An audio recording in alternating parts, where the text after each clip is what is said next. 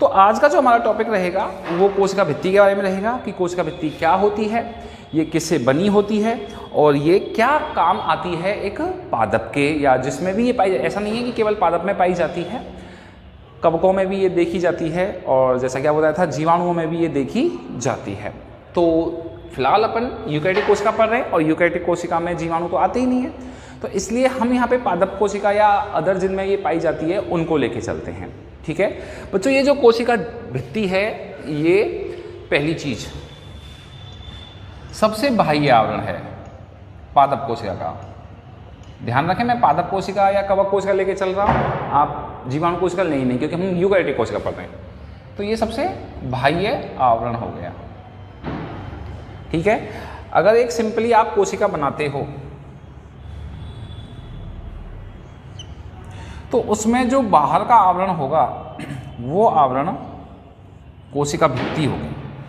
ठीक है, अंदर वाला आवरण कोशिका झिल्ली होगी, लेकिन जो बाहर का आवरण होगा वो आवरण कोशिका भित्ति होगी। ठीक है, ये जो होती है ये कोशिका झिल्ली के ऊपर पाई जाती है। तो जैसे कि हम बताए थे, अगर हम किसी भी कोशिका की बात करते हैं तो ये अगर झिल्ली है तो ये भित्ति है। ये बच्चों कठोर और दृढ़ होती है, मजबूत होती है। पादप देखें आपने, पादप और हमारी यानी जंतुओं की बात करें तो आप देखें दोनों की स्ट्रक्चर में एक अंतर है कि जो जंतु होते हैं वो सॉफ्ट होते हैं, हड्डियां कठोर होती हैं, लेकिन उनके जो ऊतक अंग होते हैं वो सॉफ्ट होते हैं।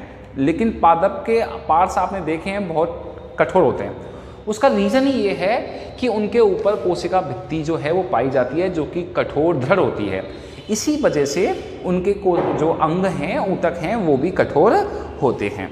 ठीक है, जंतु कोशिकाओं में तो होती नहीं है, इसलिए वो सॉफ्ट मतलब मुलायम होती है उनके कोशिका के अंग और आधार। तो इसी आधार पर हमने जंतु कोशिका में और पादप कोशिका में अंतर भी किया था कि जो पादप कोशिका है उसमें ये पाई गई है, जंतु कोशिका में नहीं पाई गई।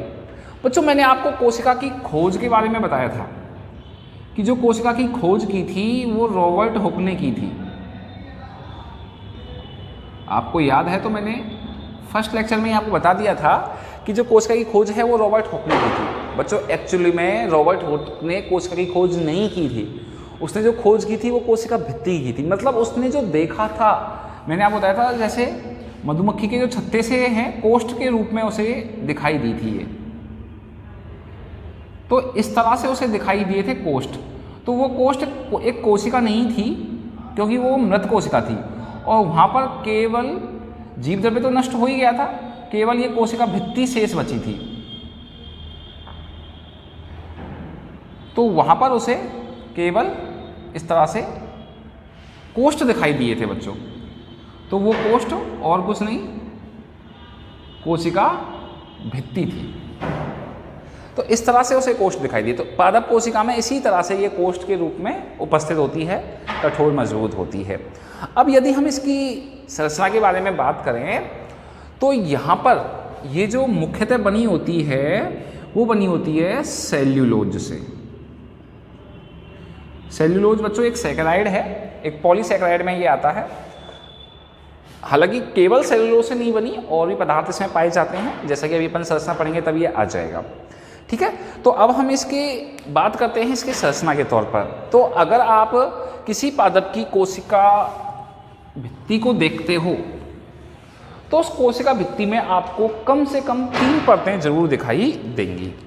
सबसे बीचों बीच में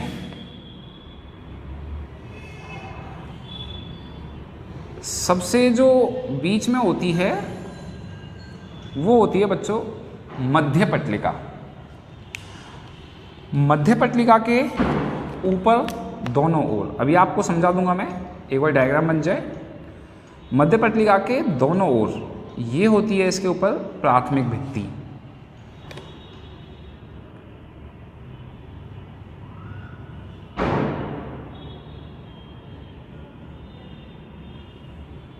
ये हो गई बच्चों प्राथमिक भित्ति।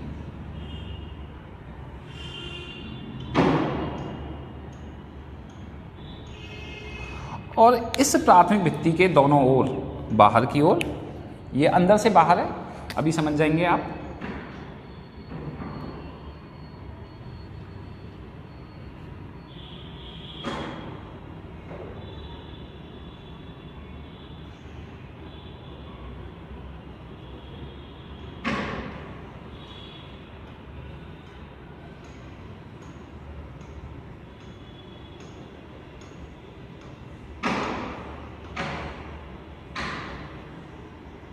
ये दोनों ओर द्वितीयक भित्ति हो गई।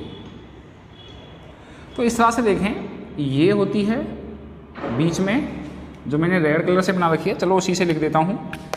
ये होती है मध्य पटलिका,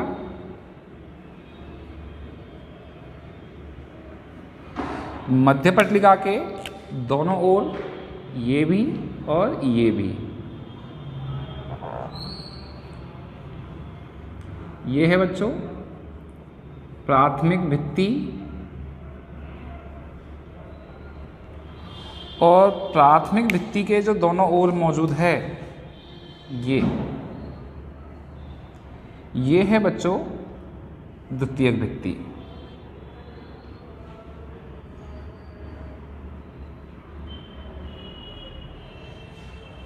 इस तरह से आपको ये देखने को मिलेगी प्राथमिक भित्ति, द्वितीयक भित्ति और मध्य पटलिका।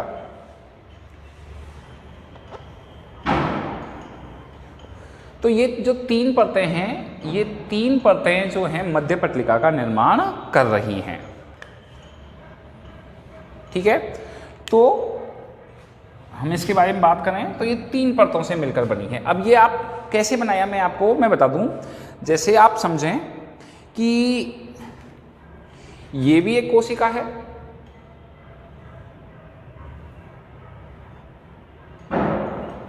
और इधर भी एक कोशिका है। सपोज करें ये 2 कोशिकाएं हैं बच्चों। ठीक है, अभी आप समझ रहे होंगे। जैसे ये भी एक कोशिका है, मैं इसको एक रफली चित्र अगर मैं नीचे बना देता हूं आपको, जैसे ये कोशिकाएं हैं 2 जो एक दूसरे के सानिध्य में हैं, यानी एक दूसरे से जुड़ी हुई हैं। तो बच्चों हम ये डायग्राम पढ़ रहे हैं, इसका हमने TS इस तरह से हम इसका देख रहे हैं, ये वाली स्ट्रक्चर देख रहे हैं, तो ये ऐसे होती है। अभी आप समझ गए होंगे कि इस भित्ति की हम संरचना की बात कर रहे हैं, हमने इसको जूम कर दिया है। ओके बच्चों, तो अब आप यहाँ पर देखें कि यहाँ पर जो मैंने मध्य पटलिका बनाई है वो दोनों के लिए कॉमन बनाई है, आप देख सकते हैं, क्योंकि प्राथमिक भित्ति भी दोनों कोशिकाओं की है, इसकी भी है। देखो ये तो हो गई द्वितीयक भित्ति, और ये हो गई आपकी प्राथमिक भित्ति। ठीक है, ऐसे ही इधर साइड में भी, लेकिन मध्य पटलिका जो होगी 2 कोशिकाओं के लिए कॉमन होगी। कॉमन का मतलब हो गया कि मैं ये बोल सकता हूँ कि मध्य पटलिका जो होती है 2 कोशिकाओं को जोड़ने का कार्य करती है। जैसे हम एक सीमेंट 2 सीमेंटों को जोड़ने के लिए बीच में 2 ईंटों को जोड़ने के लिए बीच में सीमेंट भरते हैं, तो उसी तरह से 2 कोशिकाओं को जोड़ने का कार्य करती है मध्य पटलिका। समझ गए होंगे अब आप कि ये कोशिका है और ये वाली जो कोशिका है, इन दोनों कोशिकाओं के बीच में ये उभयनिष्ठ होगी, यानी दोनों कोशिकाओं को जोड़े रखेगी। ठीक है बच्चों, तो ये जो होती है मध्य पटलिका, ये सभी 2 कोशिकाओं को जोड़े रखती है, और ये जो बनी होती है कैल्शियम और मैग्नीशियम, कैल्शियम पैक्टेट और मैग्नीशियम पैक्टेट, इन 2 पदार्थों से ये मुख्यतः बनी होती है। और जैसा कि आपको पता है कैल्शियम मैग्नीशियम कठोरता देने का काम करते हैं, इसी वजह से ये कोशिका भित्ति जो होती है वो कठोर होती है। मेन कठोर होने का रीज़न इसका यही है कि यहाँ पर ये कैल्शियम और मैग्नीशियम से बनी होती है। लेकिन बच्चों आपने देखा होगा कि गौर करें, पादप के कुछ भाग होते हैं जो कठोर नहीं होते। जैसे आप फल, एक कच्चा फल कठोर होता है, आपने देखा है, लेकिन एक पका हुआ फल कभी भी कठोर नहीं होता। उसका रीज़न यही है कि जो कच्चे फल होते हैं उनकी कोशिकाओं के बीच मध्य पटलिका उपस्थित होती है, लेकिन जब फल पक जाता है तो उस दौरान ये जो मध्य पटलिका है ये गायब हो जाती है, नष्ट हो जाती है। अब नष्ट होने की वजह से इसकी जो कोशिका की दृढ़ता थी वो समाप्त हो गई, इस वजह से वहाँ पर कोशिकाएँ मुलायम हो जाती है, सॉफ्ट हो जाती है। इसी वजह से जो पके हुए फल हैं और कच्चे फल हैं उनकी तुलना में वो सॉफ्ट होते हैं, क्योंकि कच्चे फलों में मध्य पटलिका होती है लेकिन पके फलों में वो गल जाती है। तो ये जो मध्य पटलिका है, अब इसके बारे में आप जान चुके हैं कि ये 2 कोशिकाओं के बीच में होती है, यानी दोनों कोशिकाओं को जोड़ने का काम कर रही है, सीमेंट की तरह काम कर रही है, और साथ में ये कैल्शियम मैग्नीशियम पैक्टेट से बनी है। ठीक है, और पके फलों में ये उपस्थित नहीं होती, तो ये आप ध्यान रखें।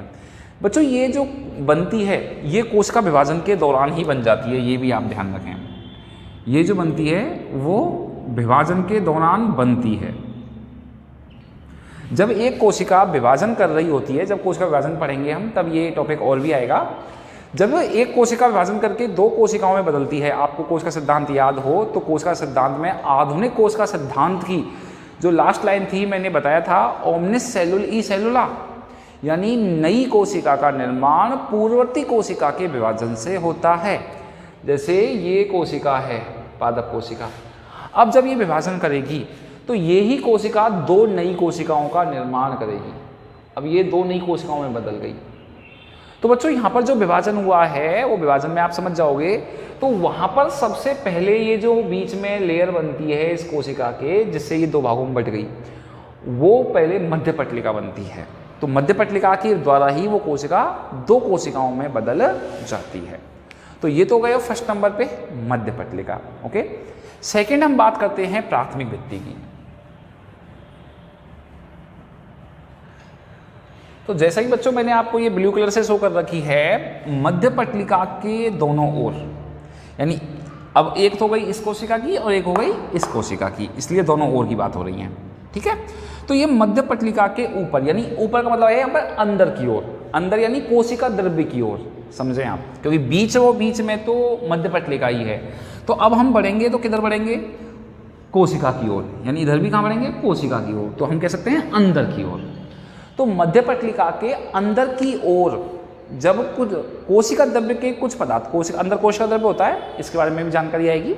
तो इस कोशिका के अंदर जो कोशिका द्रव्य भरा हुआ है उस कोशिका द्रव्य से कुछ पदार्थ इसके ऊपर जमा होने लग जाते हैं और उनके जमाव से ही प्राथमिक भित्ति का निर्माण होता है। यानी हम कह सकते हैं कि जो प्राथमिक भित्ति है वो कोशिका द्रव्य के द्वारा ही बनाई गई है। ठीक है, यानी कोशिका द्रव्य के पदार्थ ही मध्य पटलिका पर जमा होकर प्राथमिक भित्ति का, प्राइमरी लेयर का निर्माण करते हैं। ठीक है, तो ये जीव द्रव्य के यानी कोशिका द्रव्य के पदार्थों का जमा हुआ ही मिश्रण है। बच्चों मोस्टली जो ये बनी होती है पेक्टिक पदार्थों की, सेलुलोज की और हेमीसेलुलोज की, जैसे कि वो बन रही थी कैल्शियम मैग्नीशियम पेक्टेट की। ये जो खास तौर से बनती है सेलुलोज, हेमीसेलुलोज और कुछ तौर पर पेक्टिन भी इसमें होता है। इन पदार्थों की ये बनी होती है, ध्यान रखें आप, प्राथमिक भित्ति। तो जीव द्रव्य के जो पदार्थ हैं वो मध्य पटलिका पर जमा होते रहते हैं और उनके जमा होने से एक लेयर सी बन जाती है, वो लेयर ही प्राथमिक भित्ति होती है। ठीक है, जो बनी है खासतौर से सेलुलोज की, हेमीसेलुलोज की और पेक्टिन की। ठीक, अब दोनों कोशिकाओं के लिए ये अलग अलग होगी। उसके बाद जो तीसरा अंदर की ओर आ रहा है, अब प्राथमिक भित्ति के अंदर की बात कर रहे हैं हम, तो प्राथमिक भित्ति के ऊपर जमा होगी, हम ये बोलेंगे मध्य पटलिका के ऊपर जमा हुई प्राथमिक भित्ति और प्राथमिक भित्ति के ऊपर यानी अंदर की ओर जमा होगी द्वितीयक भित्ति। अब देखिए जैसे बच्चों नाम में ही आ रहा है कि पहले मध्य पटलिका बनी, उसके बाद प्राथमिक तौर पर प्राथमिक भित्ति बनेगी और प्राथमिक के बाद दूसरे नंबर पर द्वितीयक भित्ति बनेगी। तो वो भी इसी तरह से बनेगी कि जो कोशिका द्रव्य के पदार्थ होंगे वो कोशिका द्रव्य के पदार्थ जो हैं वो प्राथमिक भित्ति पर धीरे धीरे जमा होने लग जाएंगे। तो जब ये प्राथमिक भित्ति पर जमा होंगे तो जब जमा होते होते ये एक लेयर का फॉर्मेशन कर लेंगे तो ये द्वितीयक भित्ति बन जाएगी। इसकी मोटाई और भी ज़्यादा होती है। तो ये जो द्वितीयक भित्ति होती है ये बनती है। ये बच्चों खास तौर से जो पदार्थ जमे, जैसे यहाँ पर जमे सेलुलोज, हेमीसेलुलोज, पेक्टिन, यहाँ पर जो जमते हैं वो लिग्निन, क्यूटिन और सोवेरिन जमते हैं। लिग्निन, क्यूटिन और सोवेरिन।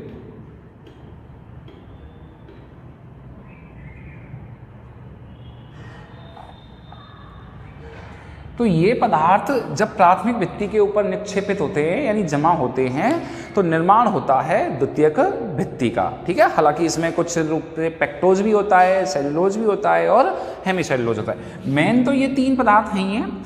इसके अलावा इसमें पेक्टिन भी है, सेल्यूलोज भी है और हेमीसेल्यूलोज भी है। ये पदार्थ इसमें कुछ मात्रा में, सूक्ष्म मात्रा में पाए गए हैं। मेन जो घटक हैं वो लिग्निन, क्यूटेन और सुबेरिन हैं। ठीक है बच्चों, तो इस तरह से द्वितीयक भित्ति बनती है। हालांकि द्वितीयक भित्ति की भी 3 परतें होती हैं, हालांकि ये कुछ वैज्ञानिक मानते हैं, वैसे तो ये एकल परत ही है। तो इन पदार्थों का निक्षेपण होता जाएगा कोशिका द्रव्य से ऊपर। तो जैसे मैं बताऊं आपको, ये मध्य पटलिका बनी, अब इसके ऊपर सेल्यूलोज, हेमीसेल्यूलोज, पेक्टिन जमे, तो ये बन गई प्राथमिक भित्ति। और फिर इसके ऊपर और ये जमा हो गए लिग्निन, क्यूटिन, सुबेरिन, तो ये बन गई द्वितीयक भित्ति। तो इस तरह से ये कोशिका भित्ति का निर्माण हो जाएगा। ये बन गई आपकी कोशिका भित्ति, ये अंदर की ओर कोशिका झिल्ली है। ठीक है, अब ऐसे दूसरी कोशिका की हो जाएगी। तो इस तरह से ये बनती है। तो आपके लिए ये कोशिका भित्ति की संरचना के तौर पर, तो ये जो बनी होती है 3 भागों से, 3 परतों से बनी होती है। बीचों बीच में मध्य पटलिका, मजबूती देने के लिए सबसे मेन यही होती है। उसके ऊपर प्राथमिक भित्ति और प्राथमिक भित्ति के ऊपर द्वितीयक भित्ति। बच्चों मैं आपको बता दूं, कुछ पादप में ऐसी भी कोशिकाएं होती हैं जहां पर द्वितीयक भित्ति के ऊपर एक परत और भी बन जाती है, जिसे हम कहते हैं तृतीयक भित्ति। पर ध्यान रखें, ये सभी कोशिकाओं के ऊपर नहीं होती। कुछ ही कोशिकाएं हैं जहां पर जीव द्रव्य की परत है, ये जीव द्रव्य का सूखा हुआ रूप आप इसे बोल सकते हैं। तो जीव द्रव्य की ये पतली सी परत बन जाती है, तो वो होती है तृतीयक भित्ति। हालांकि सब में ये नहीं पाई जाती, ये कुछ ही पादपों में पाई जाती है। तो ये बच्चों कोशिका भित्ति की संरचना होती है। ठीक है, सेल्यूलोज यहाँ पर ध्यान रखें आप, अगर आ जाता है कि कोशिका भित्ति किससे बनी है, तो आंसर में आ जाता है सेल्यूलोज। ये आप ध्यान रखें, मुख्य घटक यहाँ पर इसका सेल्यूलोज ही होता है, इसलिए हम यहाँ पर आंसर में सेल्यूलोज ही लिखेंगे। ठीक है, तो सेल्यूलोज जो होता है, हालांकि उसमें और भी मैं आप बता रहा हूँ, और भी हैं, हेमीसेल्यूलोज है, पेक्टिन भी है, और भी सैकराइड यहाँ पर मौजूद हैं, लेकिन वो काउंटिंग में नहीं लिए जाते। ऐसे तो जैसे मैं बताता, मध्य पटलिका में कैल्शियम, मैग्नीशियम, पेक्टेट हैं, लिग्निन, क्यूटिन, सुबेरिन, गोंद, टेनिन, बहुत सारे पदार्थ मौजूद है। लेकिन बच्चों मेन जो मटेरियल है उसी की हम बात करें तो मुख्य घटक यहाँ पर सेल्यूलोज ही रहता है। उत्पत्ति के तौर पे मैंने आपको बता ही दिया कि इसकी उत्पत्ति कोशिका विभाजन के दौरान 2 कोशिकाओं के बीच में ही होती है। तो पहले मध्य पटलिका बनेगी, मध्य पटलिका के दोनों ओर पदार्थों के जमा होने से प्राथमिक भित्ति बनेगी, और प्राथमिक भित्ति के ऊपर और पदार्थों के जमा होने से बनेगी द्वितीयक भित्ति। बच्चों आप इसकी कल्पना बिल्कुल अपने घर में जो 2 कमरों के बीच की दीवार है उससे कर सकते हो, बहुत अच्छे से आपको समझ में आ जाएगा ये कोशिका भित्ति संरचना। जैसे आप कल्पना करो कि आपके कमरे में 2 मकान मतलब 2 कमरे एक दूसरे के बगल बगल में हैं, तो वहाँ पर आप देखोगे कि बीच में एक कॉमन दीवार है। ठीक है, कॉमन दीवार होती है, आपने खूब देखा है। अब वो कॉमन दीवार आप देखोगे कि उसमें ईंट की एक परत है, बीचों बीच में ईंट की परत है, वो हमारी मध्य पटलिका है, बीचों बीच में एकल। अब आप ये नहीं कह रहे कि दोनों कमरों के लिए 2 ईंट की दीवार नहीं है, दोनों कमरों के बीच में एक ही ईंट की दीवार है, तो वो हो गई मध्य पटलिका। अब उसके ऊपर हम प्लास्टर करवाते हैं, आपने देखा है खूब अच्छे से। अब प्लास्टर एक साइड नहीं होता, दोनों कमरों के साइड होता है, इधर वाले कमरे में भी होगा और पीछे वाले कमरे में भी होगा। तो वो हो गई प्राथमिक भित्ति, जो किसके ऊपर बनी है, ईंट की दीवार, यानी मध्य पटलिकाओं के दोनों ओर। तो यहाँ पर प्लास्टर की तुलना हम कर सकते हैं किससे, प्राथमिक भित्ति से। तो वो ईंट की दीवार के दोनों ओर प्लास्टर कर दिया। अब प्लास्टर के बाद हम पीओपी या पेंट करवाते हैं, अब वो भी दोनों साइड होता है। तो अब देखो कुछ लोग तो पुट्टी करा रहे हैं और कुछ लोग डायरेक्ट पेंट करा रहे हैं। अब तो हम बोल सकते हैं कि कुछ के घर में तो 3 परत हो गई, एक प्लास्टर की, एक पुट्टी की और एक पेंट की, लेकिन कुछ 2 ही करवा रहे हैं, हो सकता है डायरेक्ट पेंट ही करवा रहे हों या डायरेक्ट पीओपी करवा रहे हों। तो ऐसी स्थिति में द्वितीयक भित्ति जरूर बनेगी, यानी प्लास्टर के ऊपर एक परत तो जरूर छड़ेगी।